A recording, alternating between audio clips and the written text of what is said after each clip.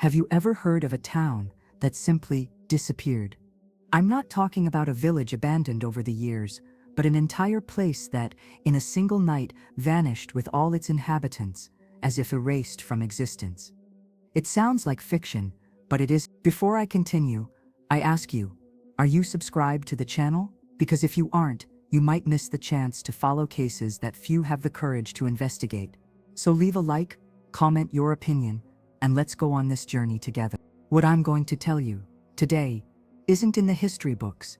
In fact, if you try to look for it, you'll find gaps, missing documents, and a deliberate silence from those who should be providing answers. It's as if someone decided this story should be buried. But the problem is that buried secrets always find a way to resurface. Belcrest, as it was called, was no ordinary place. It had its legends, its mysteries, and an atmosphere that made even the most skeptical visitor feel something was off. The kind of feeling you can't explain, but that sticks to your skin. And when the signs began to appear, no one realized that the clock was ticking against everyone. Today, we'll explore every clue, every testimony, and every detail that survived this strange wipe of collective memory. And in the end, you'll decide for yourself. Was it the work of nature, organized crime, or something completely beyond our comprehension? I'm Katherine, an investigator of unexplained cases, and this is the story of the town that vanished from the map. It was one of those towns you'd swear were straight out of an old postcard. You know, cobblestone roads, mansions with wide windows, and lace curtains that danced in the wind. Its name was Belcrest, though few remember it today. It sat at the foot of a mountain, surrounded by pine trees that seemed to watch the horizon. Their time had a different rhythm, and even the air seemed denser, as if carrying untold stories. When I first arrived there years ago, I never imagined I'd return to investigate it for such a grim reason. The center was marked by a small square with a white bandstand and an old clock that, according to residents, was never slow.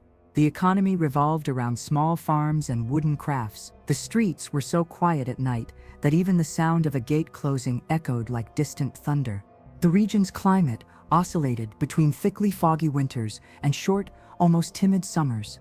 It was common to see children running barefoot, elderly people sitting in rocking chairs, and young people helping with the harvest. But even in this apparent calm, there was a strange air, as if everyone carried a secret that should never be spoken. I felt this before, in other instances, and I've learned that this kind of atmosphere is rarely coincidental. Belcrest wasn't a large town, just over 1,500 residents, but it possessed a charm that captivated any visitor. Still, some travelers reported having trouble sleeping there, describing strangely vivid and sometimes frightening dreams. I myself woke one night with the sensation of being watched through the window, even though I was on the second floor of an inn. Little did I know that this sensation would be just the first warning of something much bigger. Belcrest was founded in 1887 by a group of families from different parts of the country, fleeing conflict and seeking a fresh start. They chose this isolated valley for its fertile land and the pure water that flowed from a spring on the hillside. At first, it was just a cluster of wooden houses, but over time, churches, a school, and a small business were added. Everything grew at an almost lazy pace, as if time had more patience there than elsewhere. Ancient documents tell us that, in its early years, the city prospered rapidly, thanks to the cultivation of medicinal herbs, known for their miraculous properties. Healers and merchants traveled from far and wide to purchase these herbs, attracting interested glances, not all of them friendly. It's curious how prosperity can become a curse when it reaches the wrong years. I've seen entire communities crumble when something precious arouses greed. Over time, stories began to circulate that the spring was blessed, and that anyone who drank from its water would have revelatory dreams. No one knows whether it was a legend or simply a psychological effect, but the fact is that entire families swore their lives had changed after settling there. This kind of belief shapes not only daily life, but the very soul of a place, and of course, when something shakes people's faith, everything becomes even more difficult to investigate. What few people know is that among the founding records, there are pages torn out. A local historian, who gave me access to one of his journals, said he believes they were removed on purpose, perhaps to conceal some obscure pact or agreement made early on. It was at this point that I realized Belcrest's disappearance couldn't be a mere coincidence. And deep down, I already suspected the answers were ingrained, since the day the town was founded. In the 6 months preceding Belcrest's disappearance, a series of unusual events began to attract attention. First, there was the unexplained collapse of the clock tower in the central square, the one that they say was never late. Witnesses reported hearing a dull boom, followed by a prolonged echo that seemed to come from underground. Curiously, the clock stopped at exactly 3:17 a.m., a time that would recur in other reports. Soon after, animals began disappearing from the small properties. Chickens, goats, and even some dogs disappeared without a trace. Residents initially blamed predators, but there were no signs of a struggle or footprints. When I visited one of the affected families, I noticed something unsettling: absolute silence. No sound of crickets, birds, or wind. It was as if nature had held its breath. Anyone who has worked in investigations knows that this kind of silence often precedes something bad. Another event that put everyone on alert was the arrival of a strange figure in town. A tall man in a gray overcoat and a worn hat whom no one knew and who had never officially stayed anywhere. He was seen only at dusk, walking down the main street or standing near the bandstand, as if waiting for someone. No one knew his name, and when anyone tried to approach him, he would disappear around the next corner. I myself tried to follow him one night, but the trail vanished, along with my courage. To compound the tense atmosphere, there was a widespread blackout that left the entire city in darkness for more than 8 hours. During that night, according to some residents, strange lights streaked across the sky, and a low hum reverberated through the walls of their homes. Many swear it was simply an electrical problem. But I know the difference between a common blackout and a deliberate phenomenon. And it was there, in that absolute darkness, that everything began to change irreversibly. The residents of Belcrest were, at first glance, simple, soft-spoken people with suspicious eyes. They didn't open their lives to outsiders, but there was a strong sense of community among them. They grew up believing that the outside world was dangerous and that true safety lay in sticking together. This mentality created a nearly unbreakable bond and also a fierce resistance to any kind of outside investigation. Most families followed traditions passed down from generation to generation, from medicinal recipes to discreet rituals to protect the home from bad energy.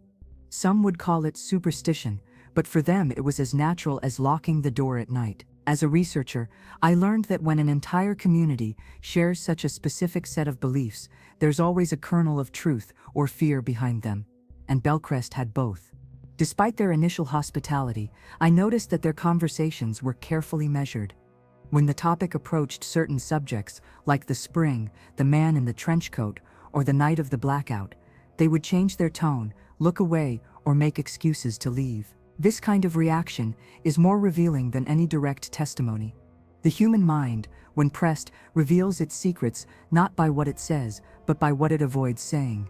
Among the young people, there was a curious mix of curiosity and fear. They wanted to know about the world outside the mountains, but at the same time, they were afraid of losing their connection to the city. Many spoke of repetitive dreams in which they walked alone through empty streets, until waking up with the sensation that someone was standing at the foot of their bed. Coincidence? Perhaps. But I already knew that the pattern of their dreams would become crucial to understanding what really happened. It all began as an ordinary morning in Belcrest. The sun had barely risen, and already the clinking of cups in the kitchens and the creaking of gates opening could be heard. Children were rushing to school, and farmers were preparing for another day of work. But according to the few surviving records, there was something different in the air. A heavy, almost electric feeling that seemed to influence even the animals' moods. Some residents reported that the cattle were restless, as if sensing something. Around 2 p.m., a strange fog began to form on the mountainside. It wasn't like the region's typical fogs, which came gradually. This one appeared suddenly, densely, almost aggressively engulfing the streets. I remember reading a woman's account of the feeling of being pushed into her house by invisible hands. Visibility dropped to the point where no one could see their own door just a few meters away. At night, the atmosphere became even more eerie. There was no sound of wind, crickets, or footsteps, just a suffocating silence that seemed to vibrate one's bones. Clocks began to run slow, radios only tuned to static, and some lamps flickered as if there was electrical interference. A fisherman who lived by the lake wrote in his diary that he saw strings of lights dancing beneath the surface of the water. This diary was found days later, floating alone.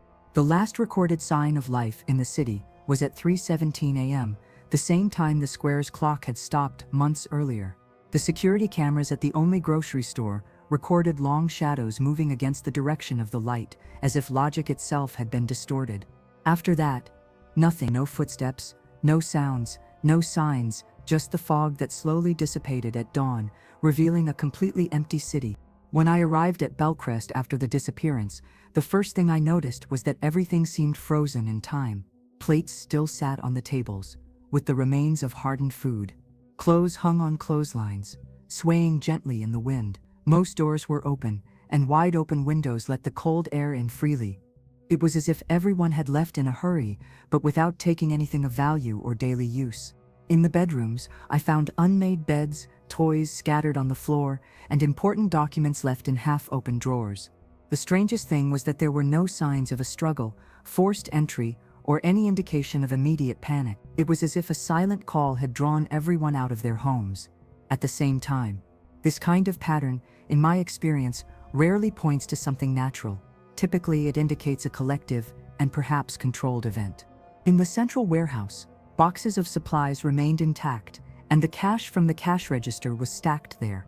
Even the day-old bread was fresh, indicating the event had happened extremely quickly. Among the shelves, I found a disturbing detail: small circular marks on the floor, as if something heavy and metallic had been placed there and then removed. I never discovered who or what had left it, but it wasn't local equipment. The most disturbing detail was found at the school. On the blackboard, a phrase was written in white chalk: "When the bell rings, follow the light." No one knew what the bell was, and the school didn't have one. This message, written in a firm, eerily uniform handwriting, still haunts me. It was like a clue left on purpose. But by whom? Or worse, for what? What makes the Belcrest case so disturbing is the synchronicity of the disappearance. There were no people left behind, no evidence of resistance. It's as if in a precise instant, everyone obeyed a silent command. There were no footprints, vehicle marks, or trails to indicate where they went. The only indirect testimony came from a truck driver passing along the main road that morning, who swore he saw an intense light coming from the town center. According to him, the light was so bright it illuminated the sky, as if it were midday, but there was no sound. As the truck driver approached, the light disappeared and the city seemed dead. He described a physical sensation of pressure in his ears, similar to what one feels at high altitudes. And even though he didn't see a single soul, he said he felt as if he were being watched by dozens of invisible eyes. These accounts, when they coincide in such specific details, are never mere coincidence. What strikes me most is that all the clocks stopped at the same time, 3:17 a.m. Whether they were digital, analog, or even old-fashioned wind-up alarm clocks, they all stopped at that instant. Science has tried to explain how an electromagnetic pulse could cause this, but no theory has yet explained the sudden disappearance of more than 1,500 people without a trace. It's as if the city itself had been swallowed by a vacuum. And it wasn't just people. Pets, birds, and even insects disappeared. There was no buzzing of flies, no barking of dogs, not even the sound of leaves being chewed by grasshoppers. A pure, unnatural silence that stretched for miles. It's this kind of absence that haunts more than any scream. And believe me, I already knew that the true extent of that disappearance was only beginning to reveal itself. When I began searching through the City Hall archives, I quickly realized something was very wrong. Belcrest's birth, marriage, and death records were spaced strangely apart, as if entire years had simply disappeared.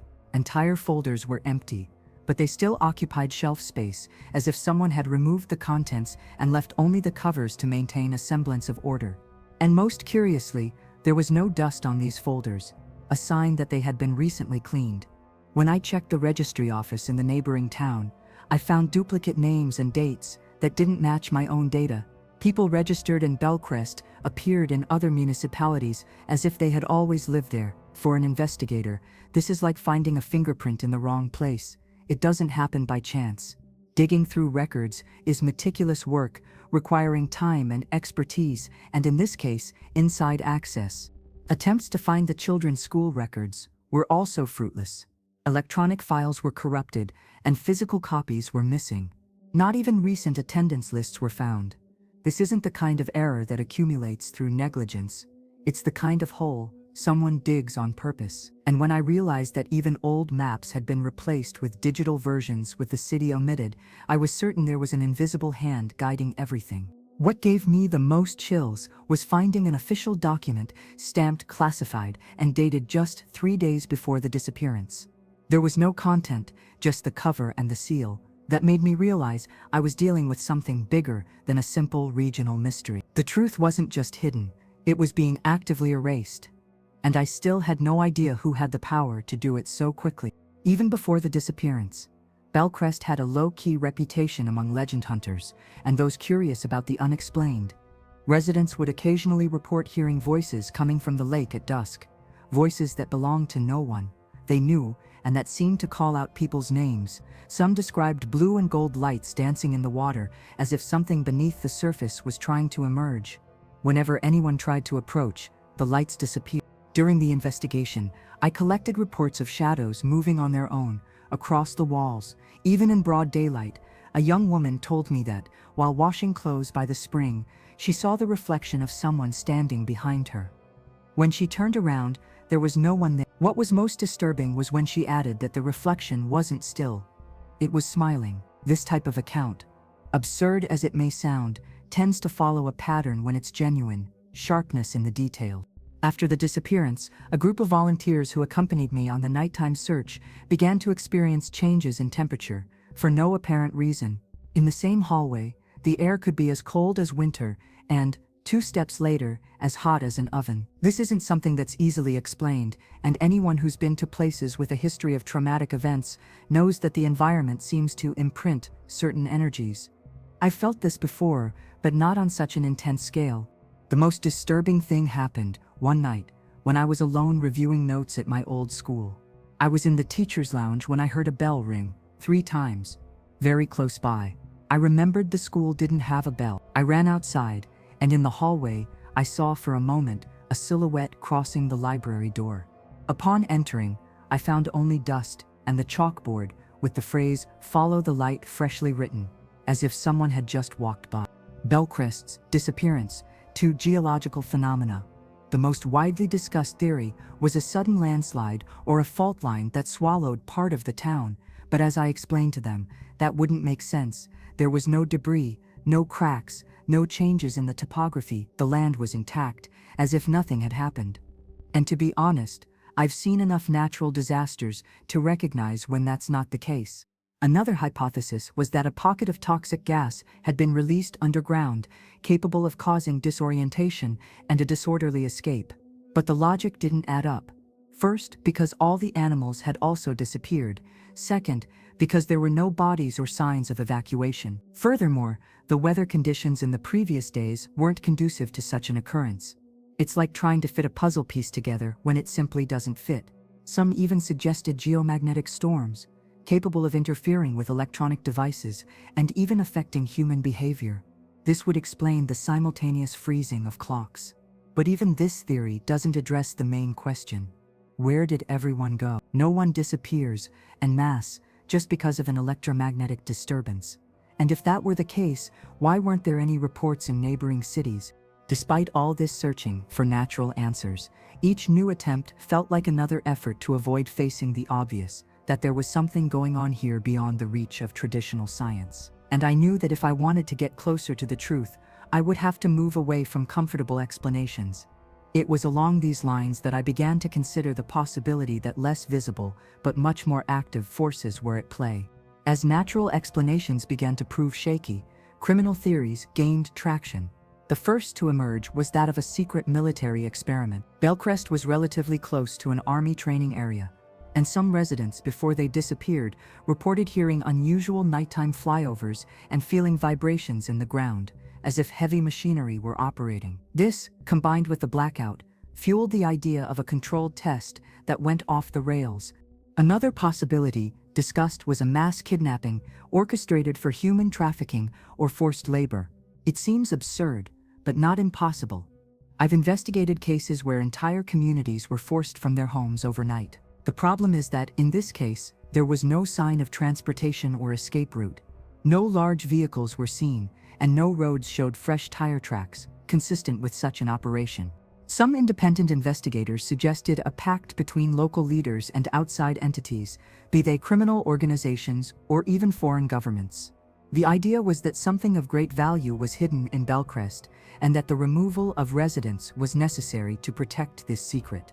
And in a way, this theory made sense to explain the gaps in records and the silence of authorities. As tempting as these hypotheses were, they all came up against the same issue: logistics. Even with impeccable planning, removing over 1,500 people without a trace requires unimaginable resources. And yet, it happened. That's when I realized that perhaps the lines between crime and the supernatural weren't so clear-cut in this case, and that I would need to consider both sides at once. The first teams to arrive in Belcrest were local police officers and a few volunteer firefighters. What struck me was how uncomfortable they seemed.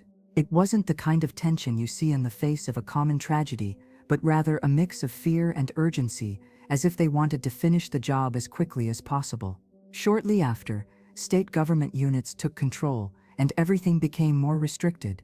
The area was cordoned off with tape and makeshift barriers. No civilians were allowed in, and even journalists had difficulty getting close. By the time I was allowed to examine the site, much of the streets had already been cleared, furniture rearranged, objects removed, and strange marks on the ground erased. It's something I've seen before. When there's a rush to cover up tracks, the truth is always more uncomfortable than one would like to admit. The search focused on 3 fronts: examining the city's surroundings, checking local hospital records, and monitoring roads and stations for large groups. Nothing, no sign of a mass exit, no emergency medical admissions, and no matching transportation records. It was like trying to follow footprints that vanish into thin air. This lack of evidence was, in itself, evident. The strangest thing was the sudden disappearance of some investigators who participated in the search. 2 of them resigned for personal reasons and moved out of town. Another, whom I spoke with, said something enigmatic before disappearing. It's not safe to ask about what you don't want to find. It was then that I realized that Belcrest wasn't just hiding answers, it was also swallowing up those who dared to seek them. Finding survivors was like trying to fish in a lake without knowing if there were any fish left. Officially, no one from Belcrest was reported missing elsewhere. But unofficially, I managed to locate 3 people who had left town days before the incident.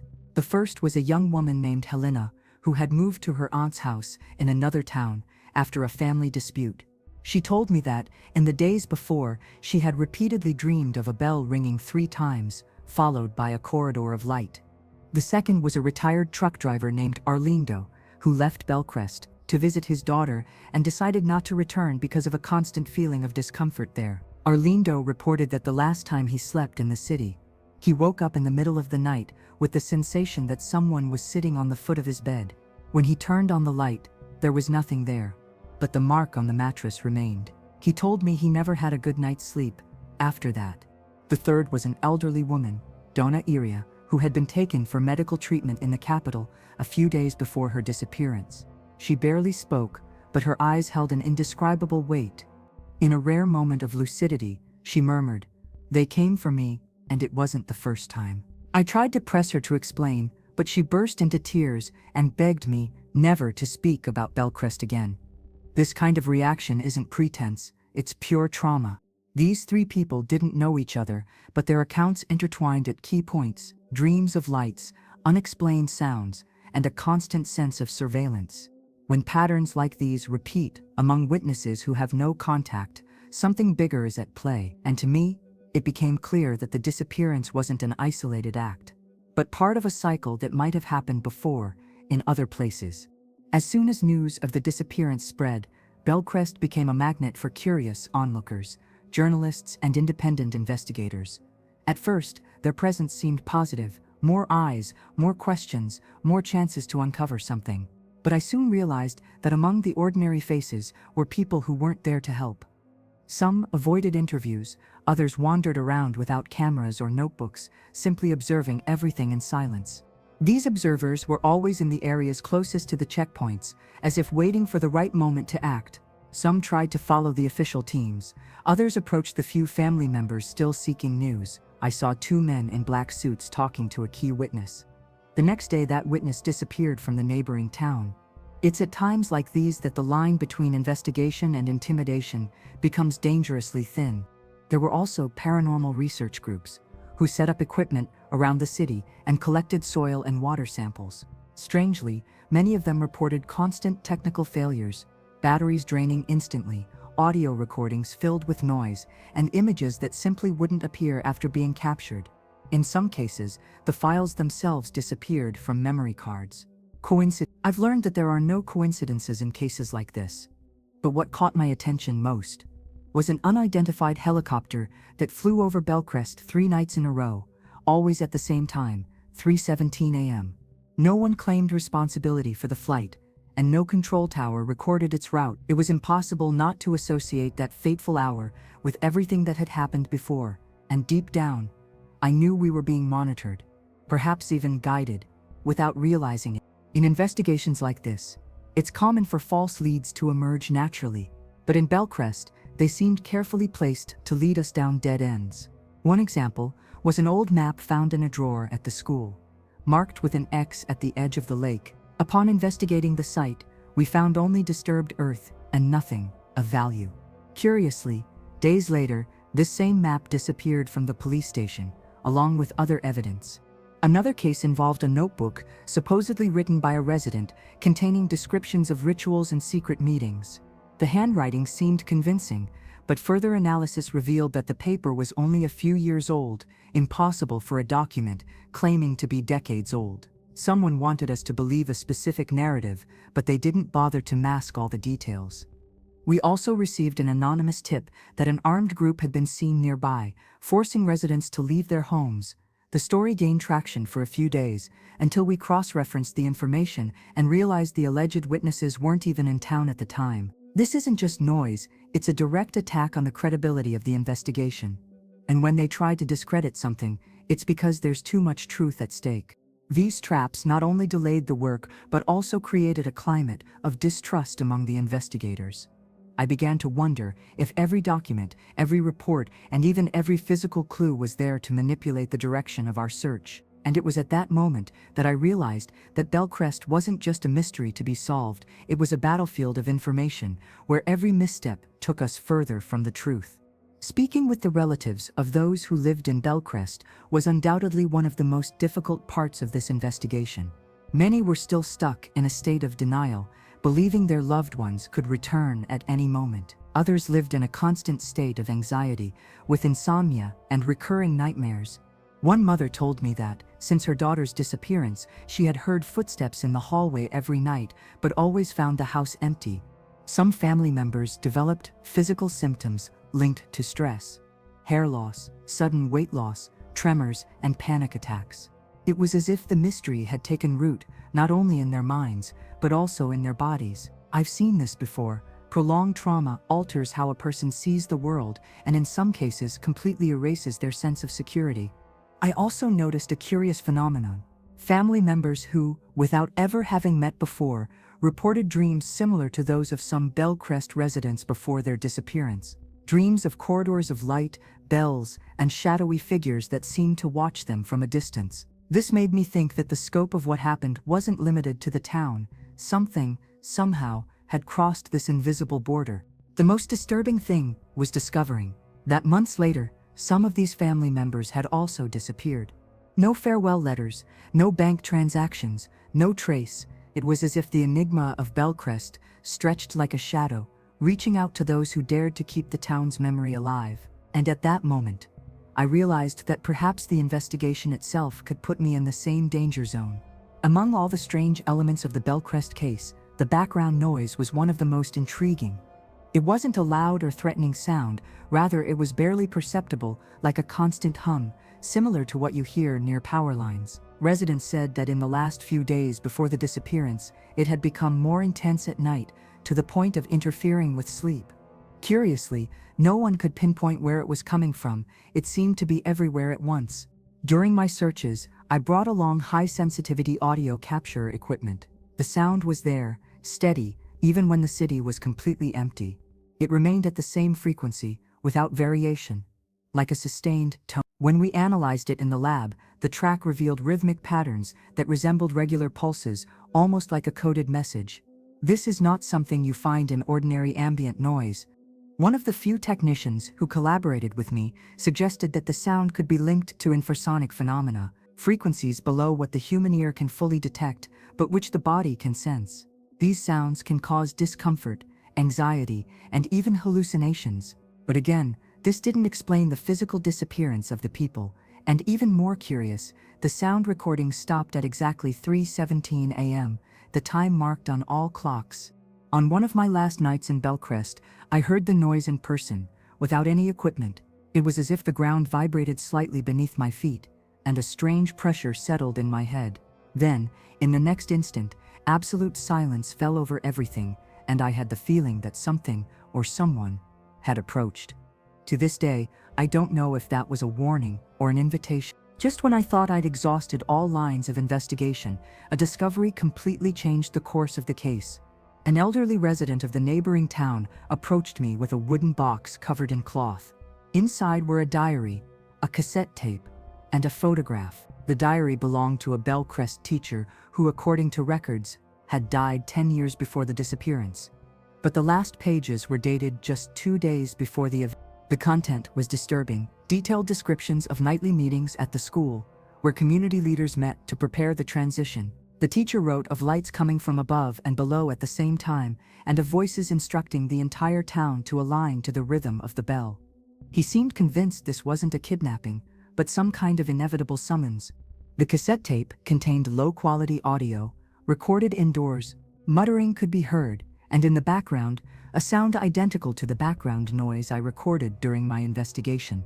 In the final minute, the sound increased to an unbearable level, followed by complete silence. None of the technicians I consulted were able to identify the source or manipulation of the audio. The photograph showed the central square's bandstand, illuminated by intense light, and silhouettes lined up in a semicircle.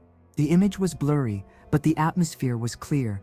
This was no ordinary gathering. It was at that moment that I realized that perhaps Belcrest hadn't been destroyed, but taken. And this hypothesis, as absurd as it sounds, began to make more sense than all the previous theories.